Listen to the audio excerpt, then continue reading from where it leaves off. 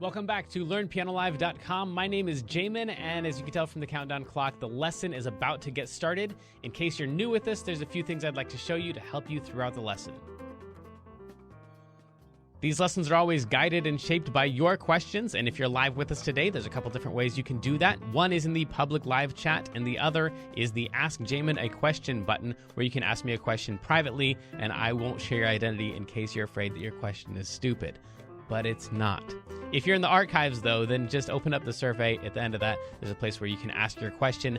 I will say I frequently get questions from students in the archives watching a lesson from 6 months ago, and I have no idea what they're talking about. So please try to be as specific as possible. If you're watching this at LearnPianoLive.com, there should be a PDF and an MP3 button right next to this video. The PDF will often have additional video links inside so you can get more in-depth instruction on each of the topics. And if you're the kind of person who likes to print out the PDF so you can make the same notes on your physical version as I'm making during the lesson, now would be the time to do that. The MP3 is just a play-along track so you can practice more after the lesson. In traditional lessons, a teacher is going to actually present some new concept for maybe 5 or 10 minutes every couple weeks. The rest of the time is going to be spent applying and refining those concepts. Well, here I'm spouting off hours of new information every week, so it's totally unreasonable to expect you to actually absorb all of that. Instead, the goal of these live lessons is for you to find some little nugget of something that makes sense, but is a bit of a challenge, and for you to go practice it, because practice is where all the improvement's going to happen. So don't feel bad if you have to leave the live lesson and you find that little thing that you're going to practice. And of course, if I'm going too fast, you can always rewind the live lessons or replay in the archives as much as you want. If these live lessons start feeling random or meandering, it's because they are, on purpose. So if you're the kind of person who wants classical training with a step-by-step method, then you're going to want to check out Kloppel Academy on the website. It's included in your live lesson subscription, so you can do both or either. And the upper levels are seriously hard work, but it's going to take you all the way from ground zero, all the way up to being ready to enter any major music college as a piano major in classical or jazz. And finally, it's most people's favorite. This is application, where we take the past concepts from other live lessons and we see how they apply to an actual, real song that already exists. And since there's like 1,000 different ways to play any song, you're just going to work on the version that is appropriate for your level. So that might just mean playing one note at a time for right now. Or maybe you're working on chords or covering the full song. Or maybe you're just seeing how the song breaks down so you can better write and transcribe your own songs in the future. But whatever your level is, the goal is not this song. So even if you don't play the whole entire song, you'll get better by even attempting a little bit of it, and attempt it we shall. Yep, that's right. Okay, here we go. We gotta be ready.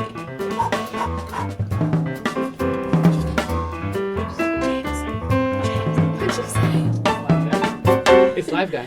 We're here. Welcome back. LearnPianoLive.com. My name is Jamin, and these are a couple goofballs, Jazzy James and the incomparable Kendra. Guess what? I have finals this upcoming week, but after finals, I won't have to do any more math for the rest of high school because I'm in block schedule, and this is my last semester. That's cool. Wonderful. Thank you. Wow, congratulations. Yay, thanks. Well, Then are you you have to do senior? more in college? Or? Junior. Oh, you don't have to do any I more don't- math. No, it's only 3 years. That's awesome. Yeah. Cool. What was the question? Sorry. There was no question. Okay. I just said, here's Kendra, and then you This started happened. talking. Okay. Cool. Conversation. Yeah. Conversation. Let's talk about Conversation. today's song. We've got the song "Let Her Go" by Passenger, I think is the name of that. And if you would give me the full shot, I'm going to go ahead and play through it here. I'll show you all of the notes here in just a second. Yeah, that'd be great.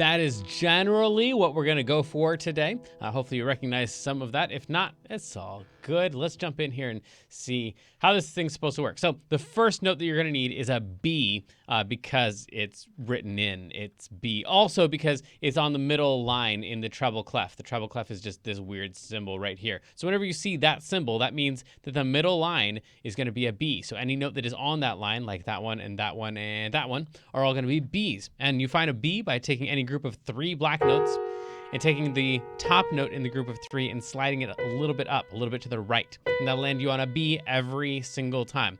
So we got a B right there, and actually 2 of them in a row, while you say the words, well, you.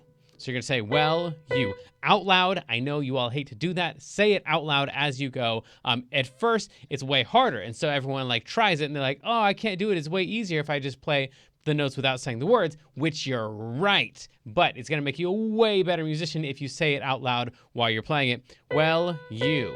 Then we're going to play an A, which is the note just to the left of that, because they're all in alphabetical order. So, well, you only need is the beginning of it. And these notes are just really, really fast, and there's a lot of them. They are in a small cluster, so it's not a huge range. You don't have to spread out very much. You can almost get the entire song in one little hand position, but they're just really, really fast. And you could tell that by these double lines that are here. The more lines you have, the faster the notes are. Like 1 line is generally considered fast. So 2 lines is double fast. So lot of notes in a small space here. Well, you only need the. The next note is a G, and that is 1 note down from an A. So from this slot right here, this space down to this line, that one's a G right there, and it's also written in for you. And the second line up is always a G, by the way, whenever you're in the treble clef. So these things are in a predictable order every single time. The second line up is a G, and that's the note just to the left of A because it's the last letter in the musical alphabet. So the letters go A, B, C, D, E, F, G, and then A, B, C, D, E, F, G, A, B, C, D, E, F, G. So 1 note to the left of an A is a G. So maybe that's your assignment, is just to try to get that much down, especially if this is your first song that you've ever tried to do. You just go for, well, you only need the light. If you can get those all even out and all those rhythms, well, you only need the light. That's tricky, especially with this little turnaround right here. That space in there is going to be a little bit hard to do, especially if you're playing 2 Bs in a row, because you play 2 Bs, and then your fingers want to play more Bs, but then it's time to move, and then it wants to keep moving in the same direction. So don't be surprised if that is super tricky, especially if this is your first song you've ever tried. Now we're going to pick up the pace a little bit so we can get through the rest of these notes, because there's a lot of them. You can see that most of them are Gs. I'm going to say the words as I go, starting at light, right there. Light when it's burning low. That E is just a skip down from that G because we're skipping over that F right there. And then this right here, this swoopy line is called a tie. It ties these 2 notes that it's pointing at together as 1 note. Now it looks like a smiley face. So those 2 Gs are actually just 1 G. You're going to play the G and hold it out for both of those notes. So don't play it twice. I'll go back to this when right here. When it's burning low, only miss the is the same thing we played before, and that's going to come back a whole lot. That B-A or A-B-A-G kind of thing right there. Only miss the, and now we're down here. Sun, when it starts to snow, and this one right here, of course, this line right here is tying those 2 together, so it's a 1 single A, and then that G is also part of snow, so it's like snow, snow, when it starts to snow. Only know you love her, back down to that E, when you let the lowest note that we've had so far, that D, her, go, and right here we've got a G, and it's supposed to be tied to another G right there. So there's a really long G right there, and then we're back into the next phrase, which is basically the same as the first half of the song with a little tag on the end. So we should be able to repeat most of the notes. It's going to start this time with 3 Bs instead of just 2 Bs. So, well. Hey, Jamin, it's time for the feature of the day. Today, it's the quote of the day. You cracked me up, man. I don't know why. Which is. All right. Well, fine. We'll take a little break here. So our quote of the day today is from my drum instructor, who great guy, plays jazz mostly. And I took, this was probably like 10 years ago. I went to him and I was complaining about our church drummer because our church drummer was playing electric drums, and I hated the sounds that were coming out of the electric drums and liked the acoustic drums so much more. So I went in and I'm like, man, he's playing these electric drums. I'm trying to convince him he needs to play acoustic drums, and it just sounds so much better. And I go on for like what felt like 5 or 10 minutes complaining about these electric drums, knowing as a jazz drummer, he was definitely going to agree with me because there's nothing better than acoustic drums. And then I got all done with my whole spiel, and he's like, yeah, but in the end, it's not really what you hit, it's when you hit it.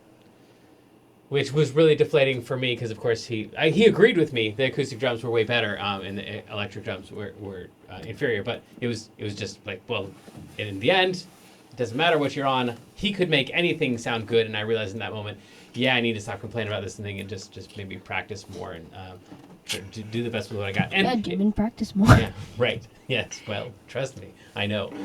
The same thing is true with piano too. Like the rhythms are always so much more important, even than playing the right notes. Just making sure that you groove and you're playing things at the right time. Not even like the right time, like mechanically, but just that there's some feeling to it. Is really the big part. And even for a song like this, if you're missing some of these notes, because there's so many of them here. Actually, I just played it wrong. So that sounded really cool, but over here, I accidentally played a G right there. It was supposed to be when it's burning low, but I played well you and it's supposed to be. So you could totally get away with a bunch of wrong notes as long as your rhythm is great. But if you focus on the notes, well, you only need the light when it's burning. Like, there's no groove to that at all. So I would recommend taking a small section, making sure the rhythm on it is good, because it doesn't matter as much what you hit, what note you're hitting, as much as what you're hitting it at the right time. So applies to drums, applies to piano, applies to anything that you'd hit, I guess, in music. So that's our quote of the day. It's time to get back to our lesson after this short break. So sadly, the lesson preview has come to an end, and it's time to say goodbye to everyone watching the free streams. Of course, paying subscribers at learnpianolive.com can continue watching this lesson and several hundred others like it in the archives. So come on over and check us out. And if you like what you saw, at least like and subscribe, and then tell your friends to head on over to learnpianolive.com to start enjoying this journey with us.